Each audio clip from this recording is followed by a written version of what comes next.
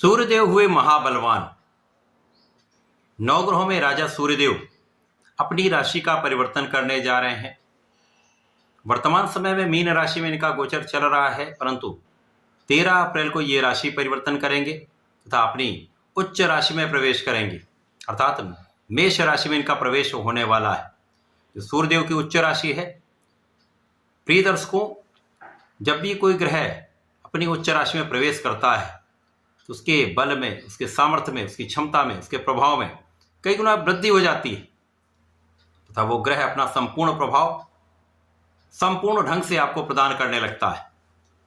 अब सूर्यदेव तो राजा हैं, राजा के समान ही इनका कर्तव्य है, उत्तरदायित्व है, क्षमता है। तो निश्चित रूप से सूर्य जब महाबलवान हो जाएंगे तो समस्त राशि के जातकों के लिए कुछ विशेष योग बनाएंगे। जय श्री गणेश, नमस्कार। मैं आचार्य संजय द्विवेदी। मेरे समस्त प्रबुद्ध दर्शकों का मेरे चैनल पर हार्दिक स्वागत है। प्रिय दर्शकों, आज मैं मेष राशि के लिए सूर्य के इस महाबलवान स्थिति का, सूर्य के राशि परिवर्तन का, उच्च राशि में प्रवेश से मिलने वाले लाभों का किस प्रकार से आप उपयोग करने वाले हैं, इस समय में किन भावों में प्रबलता आएगी अथवा कहीं पर कोई अवरोध है तो उसका क्या निराकरण है, संपूर्ण विश्लेषण मैं पूर्ण तरीके के साथ करने जा रहा हूं। प्रिय दर्शकों, इस राशिफल को आप अपने लग्न तथा राशि दोनों के अनुसार देख सकते हैं। मेष राशि मंगल की राशि है, जहां पर मंगल और सूर्य का अति मित्र का भाव है। प्रिय दर्शकों, ये भी अत्यंत महत्वपूर्ण होता है कि जिस राशि के लिए ये हम गोचर देख रहे हैं, जिस ग्रह का ये गोचर है, उसका उस राशि के स्वामी के साथ किस प्रकार का संबंध है।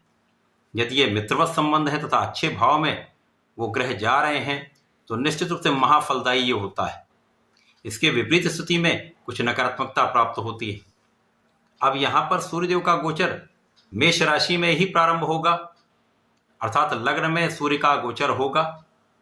अब सूर्यदेव जो मेष राशि के लिए पंचम भाव के स्वामी हैं, ज्ञान, शिक्षा, प्रज्ञा, विवेक, संतान तथा प्रेम संबंधों के भाव के स्वामी होकर इनका गोचर लग्न में होगा, जो अत्यंत विशेष प्रभाव देने वाला है। सूर्य राजा है, इनका एक विशेष ऑरा है, एक विशेष प्रभाव होता है। सूर्य प्रकाश के पुंज हैं। इस जगत में ये अपनी ऊर्जा से जीवन का संचार कर देते हैं। पिता के कारक सूर्यदेव हैं, आत्मबल के कारक सूर्यदेव हैं, शासन प्रशासन प्रशासनिक क्षमताओं के कारक सूर्यदेव हैं, नेतृत्व के कारक सूर्यदेव हैं। जब ये लग्न में होंगे तो इन गुणों को कई गुना बढ़ा दें।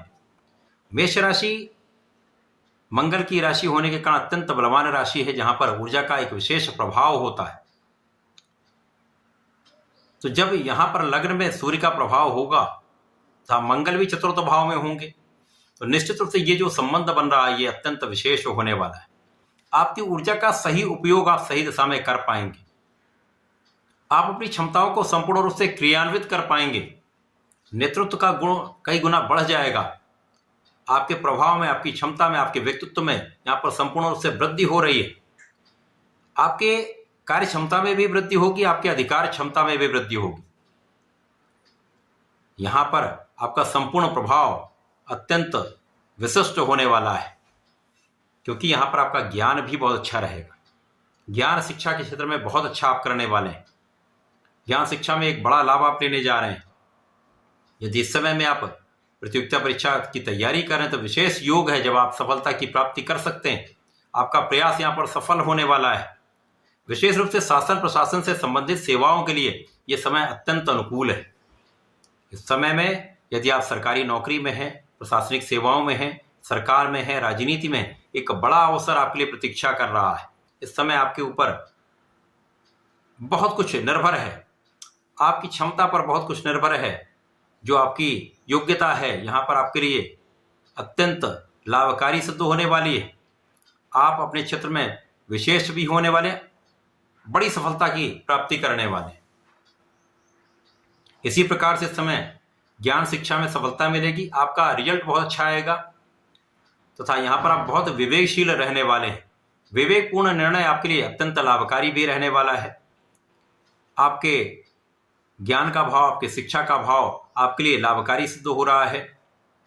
शिक्षा का संपूर्ण उपयोग आप अपने क्षेत्र में करने वाले हैं।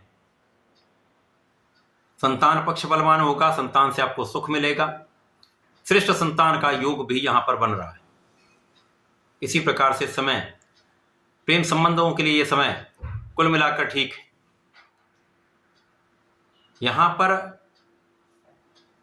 सूर्य जब लग्न में होते हैं तो विशेष रूप से यहां पर आपका प्रभाव कई गुना बढ़ जाता है, तो सफलता मिलने लगती है। जब सफलता मिलती है तो कहीं ना कहीं एक ईगो आपके अंदर डेवलप हो जाता है।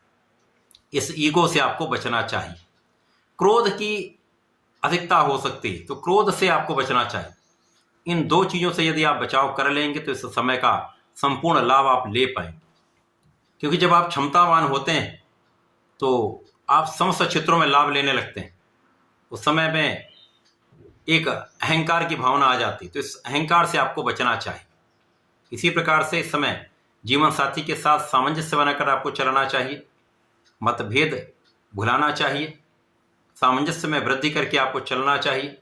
साझेदारी में भी एक अच्छा लाभ आप यहाँ पर लेने जा रहे हैं। आपके नेतृत्व की क्षमता, आपका विजन, आपकी सोचने की शक्ति, आपका ज्ञान आपकी साझेदारी में विशेष लाभ देने वाला है।